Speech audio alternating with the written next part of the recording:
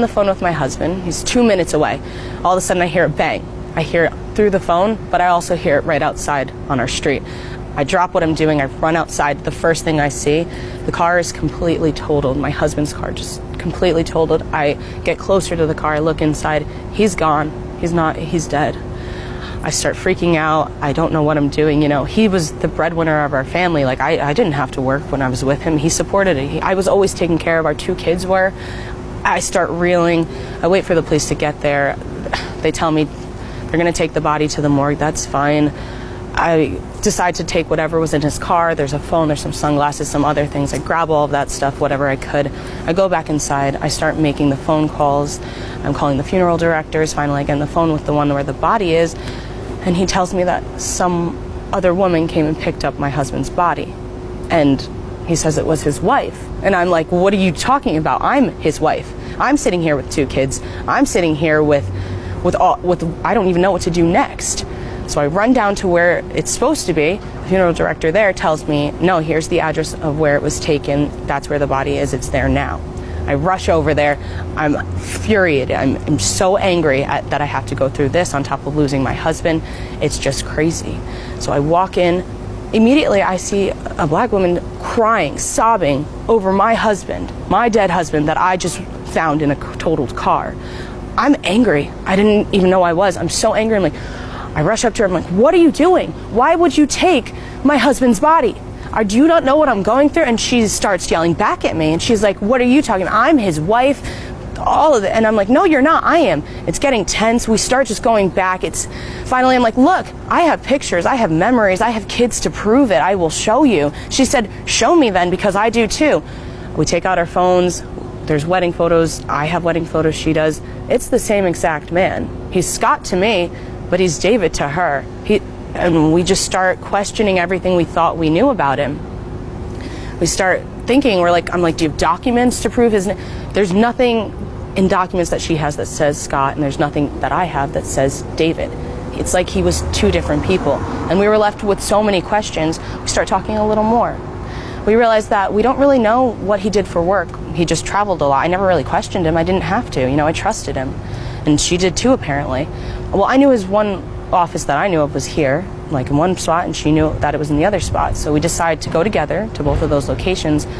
And, you know, we explain the circumstances, and we get into those offices. There's nothing in either one of them. It's completely clean. Not even a desk or a chair. And we start questioning even more. We're like, well, how are we going to figure this out? We decide to go to the police. You know, we talk to them. We tell them what happened, how we're not sure who we're dealing with, or we just want some answers. And they're like, we can open up an investigation, we can look into it, you know, we can autopsy the body, maybe find some prints or something, and it all sounds great. So we do that, and then I go home, and I start looking for some more answers. And I remember that I grabbed things from the car, so I start shifting through them, and then I see the phone that I got, and it's dead now.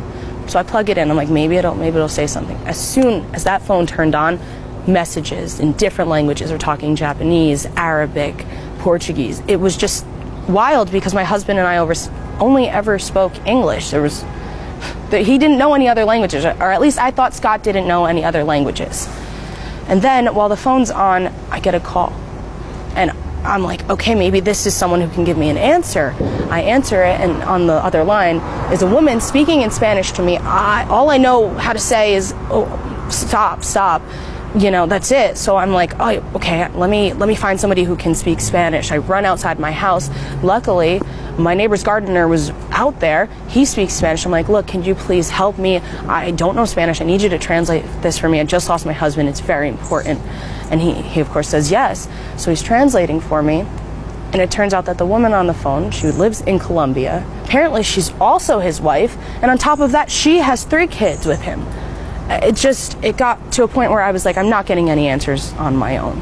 So I decided to give the FBI a call, because obviously the police weren't going to be able to help me, because on top of everything, I get another call from the funeral director saying somebody took his body now.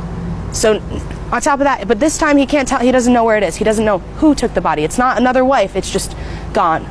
So I call the FBI and I'm like, look, I tell them everything that happens, one on top of the other. I'm like, I have this phone. It's getting messages. It's getting so many messages in different languages. I don't know what to do. I just want help finding out answers. And the FBI's like, okay, here's what we're going to do. We're going to come tomorrow. We'll pick up the phone. We'll open our own investigation. We'll look into it. Thinking finally someone's going to, it'll be nice knowing at least something. You know, who was he? Was he Scott? Was he David? Was he someone else?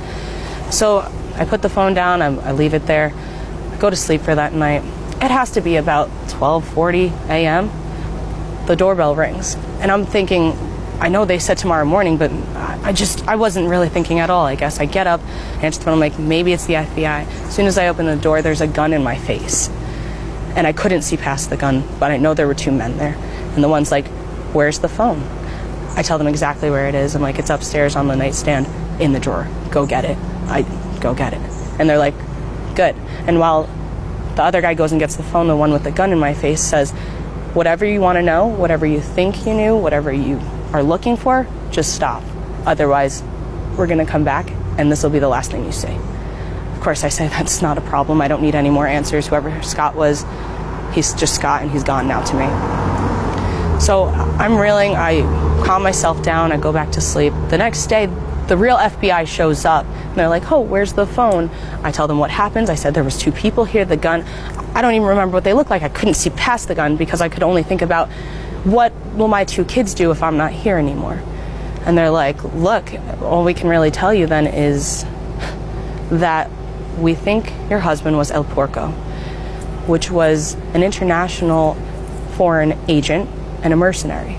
And that's all they could tell me. And they said, you're going to want to stop looking for answers now, especially if they came to your house. They know where you live. They know where your kids live. And I said, that's fine. I'll leave it to you guys. With the stress of it, me and Jill, his second wife, ended up bonding over it. We decided to go to church together. And that really saved us. Forming that relationship with her and going to church, it was really helpful. And now we're just one big extended family. We're just support systems for each other, trying to raise each other's families the best we can.